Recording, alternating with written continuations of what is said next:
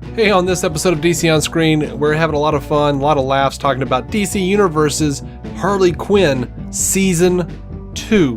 But first, some random sponsor has some bullshit for you. Are you struggling to conceive? You have options, and at Piedmont Reproductive Endocrinology Group, we'll make sure you have the guidance and support you need. PREG is known for individualized fertility care that's unique to every patient. We take the time to provide a reassuring and empowering experience because we believe that you deserve nothing less. Let us help you on your journey to parenthood. Visit us at pregonline.com to learn more. Get the guidance and support you need at Piedmont Reproductive Endocrinology Group. Welcome into DC On Screen episode 605. This is the podcast where we talk about the DC Comics multiverse on film and television, give honest opinions on projects upcoming and past, and believe that every version of a property is valid, even if we don't want it to be. If it's been released, it is fair game, so beware of spoilers, and welcome to the show. I'm David C. Robertson, and this, my sassy back-talking plant, Jason Goss. I tell you, man, this is one of those situations where this is definitely not a property that we don't want to be valid. I love this show. No, for sure. No, we're heavily on board with this show. Like, too long didn't listen. We love it. Go watch it. It's great. Yeah. It's funny. It's irreverent. It's violent as shit. It's everything you could hope for. It sounds fantastic. It looks great. There's no version of this that I'm down on, frankly. Yep. So, as a starting point, we love it. What else you got? That's it, man. I think we're done. Well, this has been fun. How did you feel about them opening up on No Man's Land?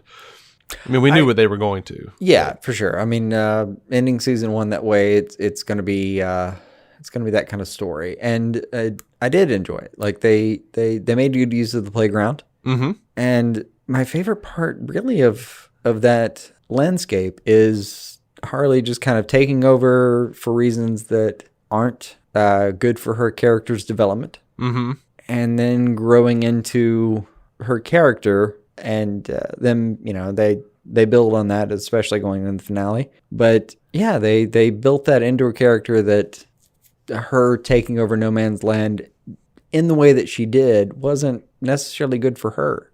Yeah. I appreciated that. Yeah, that was great. I'm always so impressed and giddy over this show just being willing to kill off villains. Oh, they'll fuck you up main fast. Villains. Yeah. Like Harley, did she cut off Penguin's nose and then killed him? Yep. She killed Mr. Freeze. By the way. Oh yeah, killing Mr. Freeze, great. Cutting off Penguin's nose. That's very particular. Mm-hmm. And then having Burton in the last episode. That was clever. We're clearly dealing with somebody who knows the universe very well. Oh yeah. Dude, like that episode, the Batman episode where they had him sitting down and Gordon just couldn't accept it. Oh yeah. Yeah. Are you aware of that whole debacle? No. In the comics, okay, so there was a writer, Paul Jenkins. I just like the interchange, but great. Dude, Paul Jenkins he has talked about it before, but apparently while he says, I would like to relay an editorial comment that I received near the end of my time writing the Dark Knight New 52 series. In one scene, I had written that Batman is sitting on a rooftop during an intense conversation close to a person who has been injured. The editorial comment: "We're not sure you are getting, quote unquote, getting the character because it's common knowledge that Batman never sits down." This, mind you, after I had made it clear I was not going to rewrite material for the umpteenth time after it had already been approved. Now, aside from the fact that Batman could just as easily sit on his haunches as anything, if writing the character sitting down shows a basic lack of understanding of the character, then I guess Alan Moore didn't understand the character in The Killing Joke. Okay, and obviously, quick pause. Some of my favorite little frames that I've seen here and there are like Batman sitting on the edge of a building with Superman and Wonder Woman eating like a what's that burger franchise? Big Belly Burger. Big Belly Burger. Yeah, yeah. Just little moments like that I deeply enjoyed. He's just sitting around. Yeah. Okay. As you He continues, and obviously Frank Miller missed out on the point during his Dark Knight Strikes Again series. And of course, Batman never sits down when he's in the Batcave looking at all those monitors. I think perhaps that if editorial comments are focused around, say, a character's penchant for standing up as opposed to, say, the interactions between characters or the flow and structure of the story, then the people behind such comments are missing the point. The requisite qualification for being a good editor does not have to be a degree in English, though that might help. But neither should it be a ridiculous adherence to past continuity, especially not a haphazard and inaccurate one. So yeah, that was a whole thing that apparently they were upset that Batman shouldn't be sitting. And I mean, I could think of several things of it. Like he's got that like big bat chair in the Batcave, that like throne. You know, we've seen him in Batman the animated series. Sure. Like if that like did one of those thinking about Crime Alley and shit things where the chair kind of, you could just push it back and the whole desk, like that would make sense to me for sure. Not only that, freaking Metron's chair. Yes. Yeah.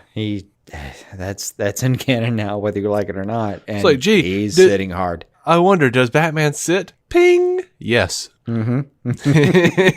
He sits so hard his nose bleeds. Oh. So yeah. No, look, I get a little bit of the exercise value of that statement, but come on, man. Mm-hmm. Never. Come on.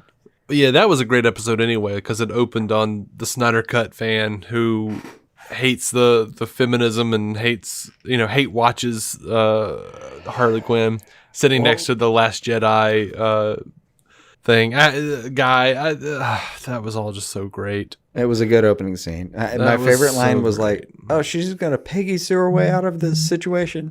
Mm-hmm. It was bad. It was ironic, but I own that shirt now. I bought that thing. What shirt? The shirt from that scene. Oh, really? They made that shirt? They made that shirt from Ink to the People. That's funny. It was so bad. I kind of had to. That's great. Also, I like that color blue. Mm-hmm. So, how did you?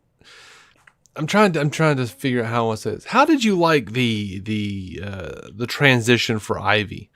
Because at the beginning of this season, it seems like she's very, very into Kite Man. She is very into that relationship. But then I feel like they very realistically wove that in through the season to make it more and more clear that she's not quite there. I think they did a great job with that. Honestly, because this is not a lot of episodes to get from in love with Kite Man and getting married to in love with Harley and running away. No, I kind of think it is, because they've been building it in since the first season. Mm-hmm. And it, like, her and Kite Man seemed like this pipe dream kind of. It seemed like it seemed like we were pushing the suspension of disbelief too far to some extent. And then as it goes, they start making more and more justifications for it. And frankly, it just comes down to, especially in like the latter half of season 1 and the early part of season 2, it just comes down to he kind of appreciates her and she appreciates that. Mm-hmm. And there's something to be said for that. But something they built into season 2 was, well, what if there's this competing relationship that you haven't given enough attention to? Mm-hmm. So I really appreciated how I kind of, I'm torn. I don't know which one I appreciate more. Like her really digging into, hey, this is the path of least resistance. This is something I can get behind. This is something that I can be a part of. Mm-hmm. And she does love him. And I think he does love her for sure. But at the end of the day, he kind of stands up for himself and says, no, I don't deserve this. I really appreciated how they built that whole thing in. I did too. Like the longer it went, the more I was like, because initially they were like, Kite Man's a tool and Ivy doesn't really know what she's doing with him. She's ashamed of him. Honestly, by the end of it, straight up, I've never respected Kite Man more than this series. Right? Even with Tom King's writing here and there. This is still the high point. I really like the Jeffrey Combs version from The Brave and the Bold, but Yeah. Yeah, I found myself, I fell in love with Kite Man. And I was thinking like, man, I know this has got to move towards Harley and Ivy. And it does. And I'm happy it went there because that's an iconic, beautiful relationship that I'm happy to ship all day. But I just kept Kite going on like, the way, Kite Man at some point says like, what does he say? Like, I'm a simple man, but I'm not a fool or something like that. Yeah. That was, I don't know, that was very poignant. I honestly, I was very proud of him in that moment as a character for kind of realizing, you know what, this isn't the best. This isn't my best life. This isn't what I deserve. That kind of thing. Yeah.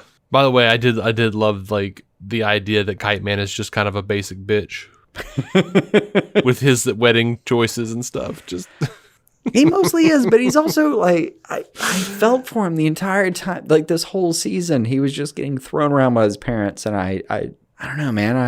I kept empathizing with the guy. Like, yeah, no, this is not. You're not doing you, dude. Like you're just a kite guy, I guess. But you know, you can at least own that and be that. You don't have to be your parents' fucking pawn.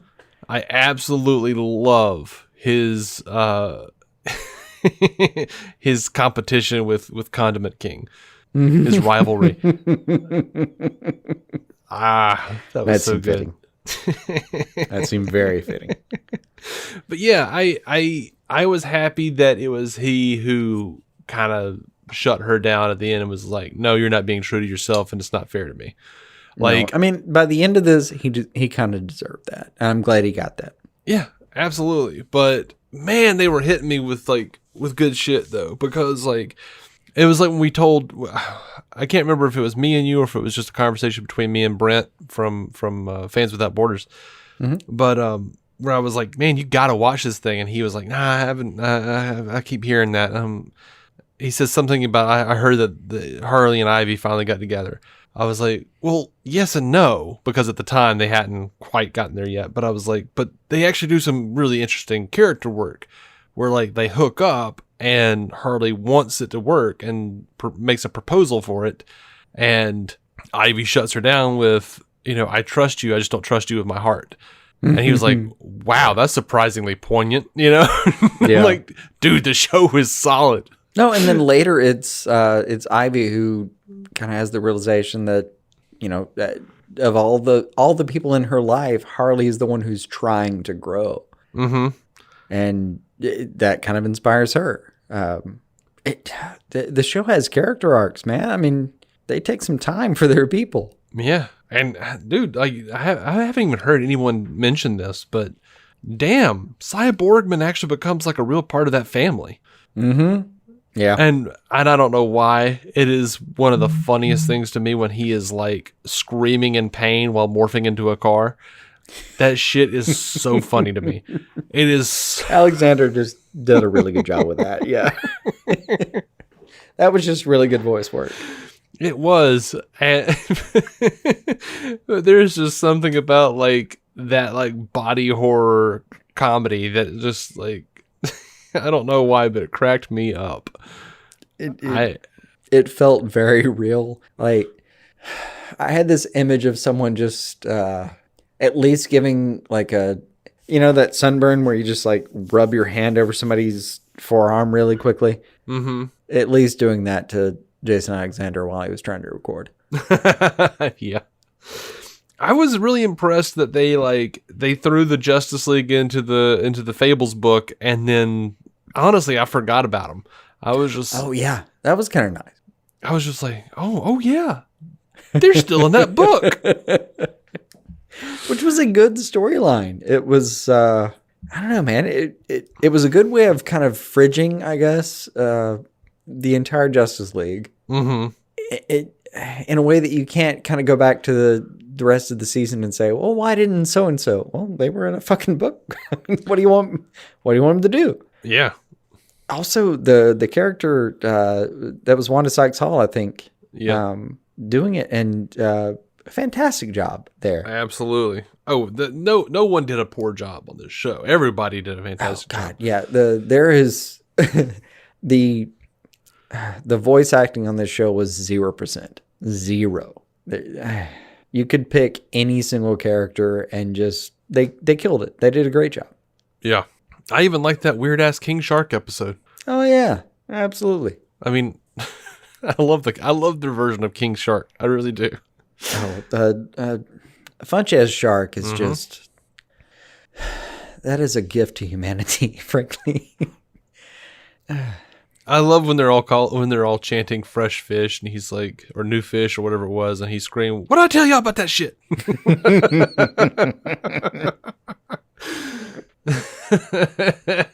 He's so fucking polite the whole time. He's like, "I'll murder every one of y'all." But he goes between like, "I'll kill you on sight," and "Oh my God, have you tried these blueberries?" You know, like I don't know what he's gonna do at any given moment, and I love it. He's great. Of course, we've got Alan Tudyk as Clayface and the Joker. What did you think of Joker's arc? Because Clayface remained somewhat one note this entire season, except, you know, he really likes to pretend to be sassy teenage girls. I think he just likes roles that challenge him, you know? Joker, I particularly adored the version of Joker that was early on, where it was just him with his family, and he was reformed, and nothing going on there. Like, I thought that was a really good performance by Tudyk. Yes. Just playing that role very straight, and then with just hints of the kind of, just the him veering into the madness. That was so funny to me. He would just be like talking about something random, be like, like, yeah. No, focus, huh? Okay. Yeah. Those are good moments. Those are well written moments. Like, the writers deserve all the credit for that, and then the performance is fantastic. And I love that they wound up like he was just like, no, you know what? I was happy. Let's give this thing another go. Okay. It's the kind of thing you always wish Joker would just try. It was like, you know what? Have you tried not being Joker? Yeah. Has that occurred to you? I mean, what if I'm just throwing it out there, you were like into fishing? Yeah. I felt so bad for his girlfriend too. Yeah, I did too. Like, that whole family. He seemed to really suit that family when he was a part of it. Mm-hmm. And you know that's going to be ripped away at some point, just because we know who we're dealing with. Well, I mean, actually, I think this show, if any show could do it, this show could be like, in a show where there is a Legion of Doom just operating freely in the middle of the city. For sure, yeah. I think this is the show where like Joker could be married and have kids and just be like completely domesticated, but still be like an evil, psychotic genius running around doing horrible things. Look, in my mind, if he goes that way, he's an evil person, domesticated, and he's just like picking his child up from, it's 3:15 on a Thursday, and he's picking his kid up from school, and Cheetah or somebody tries bounding up on his child, and he just grabs her, pulls her down, and holds a knife to her throat and says, "Is this really what you want to do, sweetie?"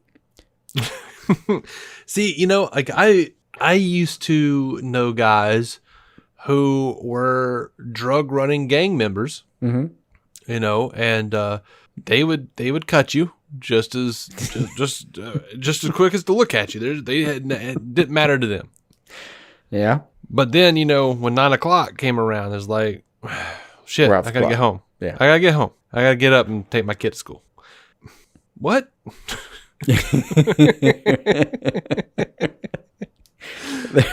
There are better concerns than this life. Sorry. I get it.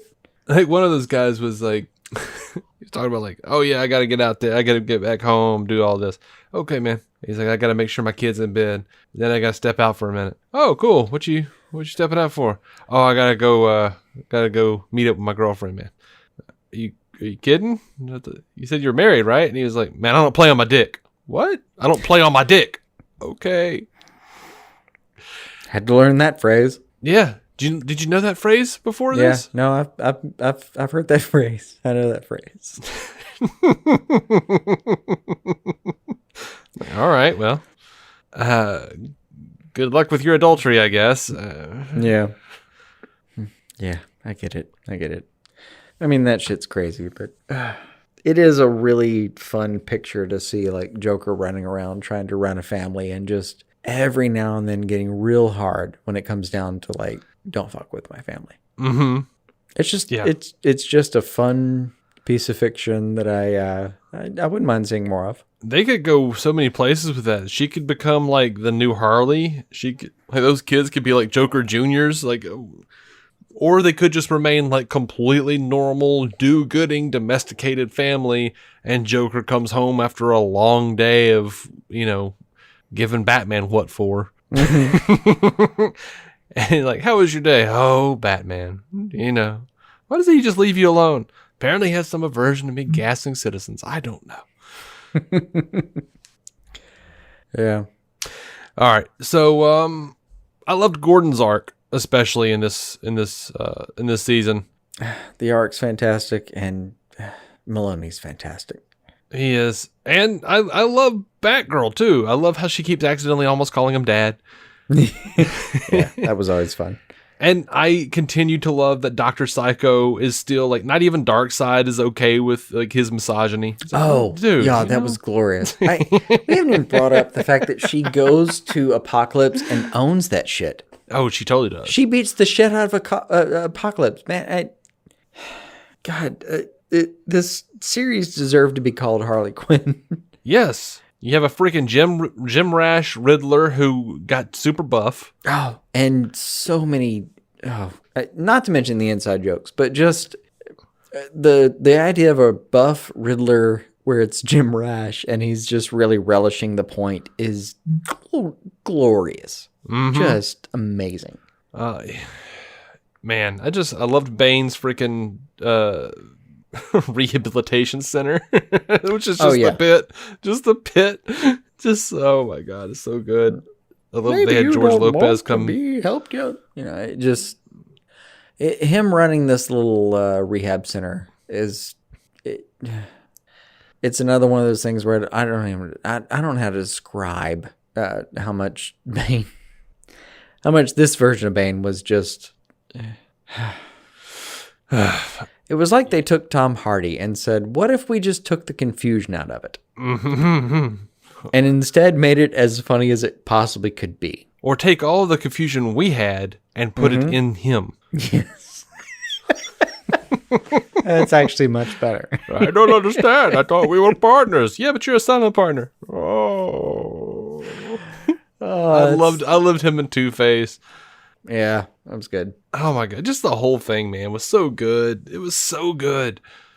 I love that Nora Freeze was at Ivy's bachelorette party. She was actually like just running around with him. I love her like college roommate who hates Harley. I don't remember her name. I don't remember either. I kept trying to think of it, but yes, I know who you're talking about, but I don't know. Yeah, just everything was so good. And it was more than I ever hoped for when they announced the Harley Quinn show. And God, I hope they get season 3. We know it's going to HBO Max, so I assume that means good things. I would put money on season 3. God, I love that Ivy is so like worried about what Catwoman thinks of her. Yeah, and that Catwoman is so like prescriptively catty the entire time. Oh, she's great. Like she'll be there, but she has stuff to say about it. Yeah, she is too cool for school. I dig it, man. It's so great. Yeah. Feels very right. And they put Egghead in that friggin' whatever. They put Egghead in that one episode. Doesn't hurt a thing. The Dr. Trap has that collection of crap, all that stuff. And one of them is, Egghead's egg. And they actually have what looks like a caricature of Vincent Price. Oh, that's beautiful. Yeah, that was just close to my heart, man. One might say it was excellent. Fuck you.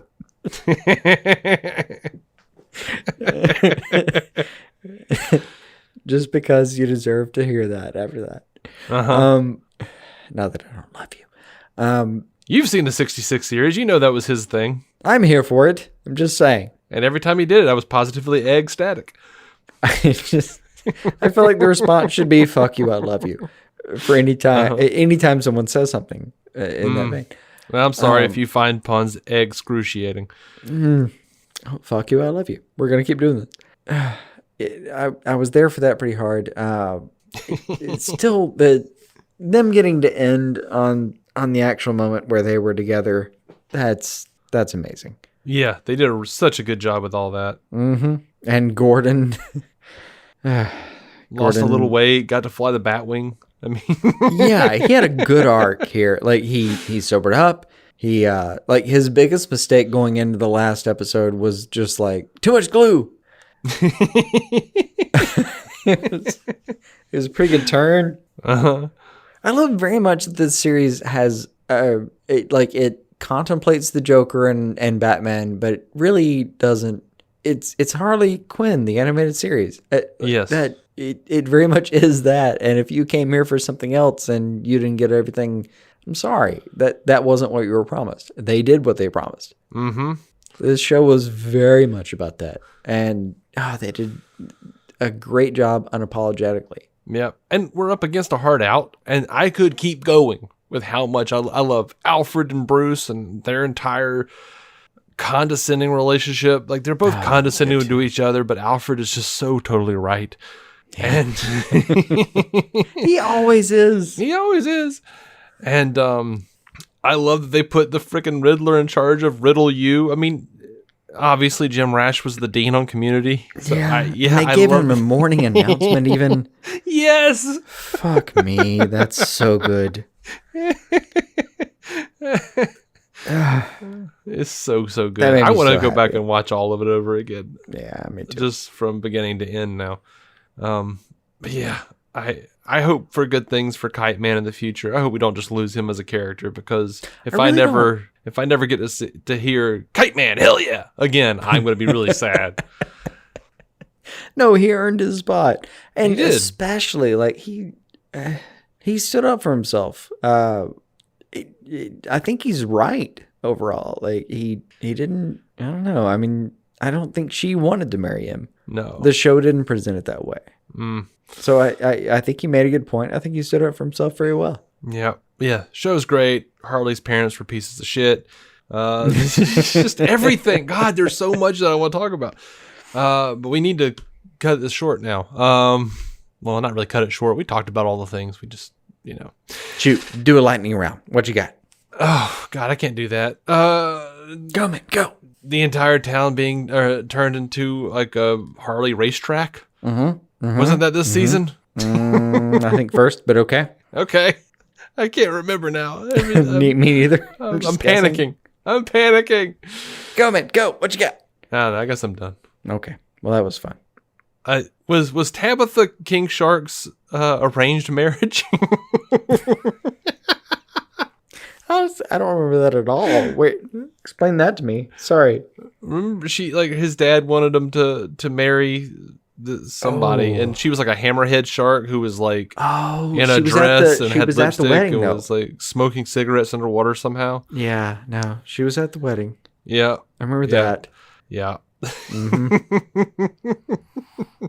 Yeah, that was a real thing. There's so much in this thing, man. There's so much here. Like, also, whoever Ivy's plant was, I'm pretty sure it raped the other plants in that truck. Oh yeah, Frank the plant. Yeah, I'm pretty sure Frank. Pretty sure Frank. Yeah, that did not feel. That didn't feel right. No, it didn't. It was Frank. All right. Now that you forced me into a lightning round where I can't say anything else. Mm-hmm. Oh, yeah, I did want to mention this real quick. Bam! Lightning round back. Go. I know. Did you notice how, like, Harley being frozen in that block of ice by Freeze and then put on display in the Iceberg Lounge is like what Penguin did to Riddler in Gotham? Yes. I assumed that was a reference. Loved it. Maybe it's not a reference. Maybe it was just a, hey, I bet this would happen. Yeah, maybe. Anyway. I just love getting out of it. She kills fucking everyone. Yeah, man. That is one ruthless bitch, man. Do not get on that shit list. Yep. Beautiful. I love the show. I want more. Oh, one of my favorite, just a small aside, especially in the last scenes in the wedding, it's one of the most violent scenes that we've really seen. But it's all in the background. Like, it's all like Black Manta just evaporating a cop, or somebody just hitting somebody, and like there's a tooth the size of the entire screen coming at you for a second. There's not even a pretense of nonviolence. It's just literally people knocking out, jaw structures. It's over. Oh, one of my favorite gags was like the parademons just dismantling the city, razing it to the core, murdering people just willfully throughout the land, all over the place, in the background, and Ivy and Kite Man just nonchalantly planning their wedding. I love that. And especially like even the wedding planner gets picked up and is still pitching ideas. Yep, that was hilarious. That was fantastic. Now that you mentioned the parademons, my favorite part of the season, probably Granny Goodness getting her head knocked the fuck in. I cannot describe how happy I was about that. That is interesting, sir. Now, sure, it was not fair play. That's to be revisited. Yeah, I didn't see Mr. Terrific anywhere. No, that jacket was nowhere to be found right that second. At the moment, I don't care if it was Harley being puppeted by Psycho. It happened, and I was happy it happened, because historically and to this day, it is still one of my least favorite characters in the entire DC pantheon. And I was just happy to see her get her ass beat. Yeah, I love that they're not afraid to kill people. Oh, no. You might just be straight dead. Like, I never look at I'm looking at Giancarlo Esposito as Luthor and going, you might be dead any second. I don't know. I don't care if you're a big name actor. You could be gone. And he's doing a great job whenever he shows up as Luthor. I'm like, oh. Yep. Oh man, you're giving Clancy a run for his money. I get it. It's a good run. He's fantastic on Breaking Bad really too. Good. And Better Call Saul. He's good in every fucking thing he does. He's so good, dude. He's so good. Anyway, I'm gonna call it. Made Flash Forward watchable, for God's sake. Oh Lord. You know I'm right. I didn't watch it.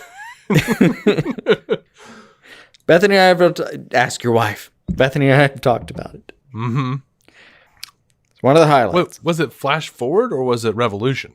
Oh shit! It was Revolution. I'm sorry. Flash Forward was that was a different thing. That was I'm fairly certain you've done that several times. Which is the only reason I'm like, wait, call them on this. Yeah, it's Revolution, isn't it? You're right to call me on that. It's Revolution. I'm like, Bethany loves Giancarlo Esposito. If he was on if he was on Flash Forward, I would have heard a lot more about Flash Forward. Yeah. No, this is Revolution. It's Revolution. It's Revolution every time. Why can't I remember this? I watched every episode of all of them. I don't understand. I mean, they were on kind of at the same time. Yeah. I think they both got canceled without an ending. They both definitely did that. Yeah. Well, now that we're officially talking about other shows, I think it's fair to wrap it up and say thank you so much for listening to DC On Screen. If you were wondering, we decided to go ahead and do our Harley Quinn Season 2 review because, one, we were starting to forget. Two, yes, we know that the Release the Air cut thing is happening on Twitter right now, and we know that Zack Snyder just had an interview with Grace Randolph, where he said a lot of bunch of stuff. So, a lot of bunch. Yeah, man. We're going to talk about that next time because in between now and then, there's going to be a whole bunch of Justice Con stuff happening. So we're just waiting on all that to happen. And literally, we were just going to be talking about that Atom Smasher and whatever happened today. So we're not going to have time to do Harley Quinn any other time. It has to happen now before we forget. So it happened. And thank you for listening. DCOnscreen.com for every episode. We love you guys and you gals. When we say guys, we mean everybody, though. I mean, fact is, we really loved the property, and I almost feel ashamed that we have to like sneak it in sometimes. But man, everything's just happening. Everything's just coming. You know what? Things are happening. You know, I think it was a DC Film Squadcast that we're talking about. Like DC fans have got some good eating going on right now. Mm-hmm. You know, and we do. There's just so much happening right now, and it's so exciting. And you know, we had scheduled out in something entirely different for our show because we were like, everything's going to be dead, and then week after week it got pushed because, oh shit, this is happening. Oh shit, this is happening. Oh, well, we need to do this because this is happening next week, and it's just going to be like that so. That's okay. We'll adjust. Darn. Mm-hmm. Awesome things are being announced. So thank you for listening. And hopefully this time next month, Fandom will be like, hey, Harley Quinn Season 3 is coming. And we can all rejoice and just look forward to more of this. If it ended with that like Bonnie and Clyde kiss, I'd be pretty happy. Oh, yeah. No, it would be great if it ended there. Like, that would be, like, I wouldn't be sad about that at all. Except for the fact that we're not getting any more. Oh, for sure. Yeah, I would like more. But, like, on top of the Bonnie and Clyde kiss, the Alan Tudyk kind of like... what is the song he's singing? Do you know? I don't remember. It reminds me of, like, Ave Maria, but it's not. It's definitely not. Just reminded me of it. Yeah, I don't remember... what he Tim Burton appreciated it. We know that much.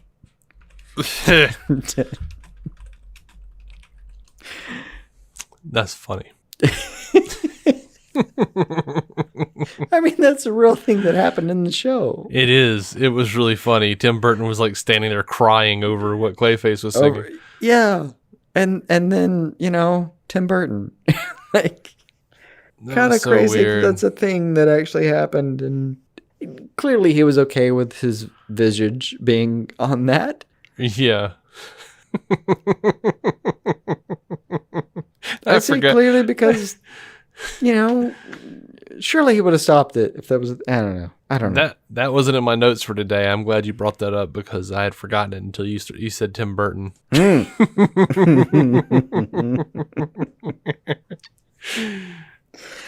I do genuinely believe that Tim Burton would have liked this property, for sure. I don't think he would have. I think he would have thought it was stupid. Nah, this is kind of insanity that I think he would be on board with. I don't know. At the very least, I like the caricature of him just like... Yes, the caricature of him makes me crack up. I don't think that real life Tim Burton, because real life Tim Burton doesn't like comic books and shits on comics. No, you know, we're making a cartoon, you know, all that kind of stuff. I get that, but yeah, this is the guy that had Penguin bite off a nose. I don't know, man. I think he would have loved the sheer, I don't know, the punk arrogance of the show. Mm-hmm. I think he would have dug that. Maybe. Also, just one last thing for me. The score, the way they keep playing with the theme of the show. Man, I really love it. They've done it in several different versions at this point. That hard to describe, but they're like that. Dun, dun, doom, doom, doom. They keep playing with it over and over again, and they keep finding different ways to portray it, and different. It's a theme they keep playing with, and as scoring goes, I really love it. Mm-hmm. Kind of meant to look up who did that. Well, the composer, let's see. I was just looking at it. Jefferson Friedman, and the song that Clayface sang was Yellow Emar. Okay, don't know it, but okay. Yeah, like you can find Pavarotti singing it. That does not surprise me. All I know is it was supposed to be a big song, and that's how they played it. So, But yeah, a major vocal performance, Yeah, apparently that was his favorite moment. It was meant to be like a send up of John Wick. Nice. With like the opera over all the action and stuff. Nice. Yeah, that played for me. It's probably 100 people died in the background. Yeah, that works. Okay. Let's go. Let's do it. Thank you so much for listening. DCOnscreen.com. If you want to help the show, the best way to do that is Patreon. Patreon.com/DCOnscreen. And if you want to help out for free, then throw us a rating and review over on Apple. Yep. Until next time, y'all, keep some DC on your screen. See you there. There's going to be a big news thing coming. Big old news episode. Fat, turgid, throbbing. Oh. I don't forget about what's happening right now. It ain't a show until I make you feel that way. Help me. Welcome into DC On Screen episode. Oh, I need to count down. Just keep that in whatever the recording is. Just keep that in the countdown. Sure. I just like it. Here, I'll start this time. 5, 4. No, we're not doing that. Our intro music is by Jason Goss and Michael Shackelford. Michael's band, Galactic Engineers of Magnetic Sounds, or GEMS, can be found on SoundCloud and Bandcamp. Visit DCOnscreen.com to find our Patreon, merch, contact information, and every episode of the show for free, including crossovers we've done with other podcasts. DC On Screen is a maladjusted production. For more from me and Jason, including sketch comedy, vlogs, parodies, and our improvised web series Hey Guy, visit maladjusted.tv. Are you struggling to conceive? You have options, and at Piedmont Reproductive Endocrinology Group, we'll make sure you have the guidance and support you need. PREG is known for individualized fertility care that's unique to every patient. We take the time to provide a reassuring and empowering experience because we believe that you deserve nothing less. Let us help you on your journey to parenthood. Visit us at pregonline.com to learn more. Get the guidance and support you need at Piedmont Reproductive Endocrinology Group.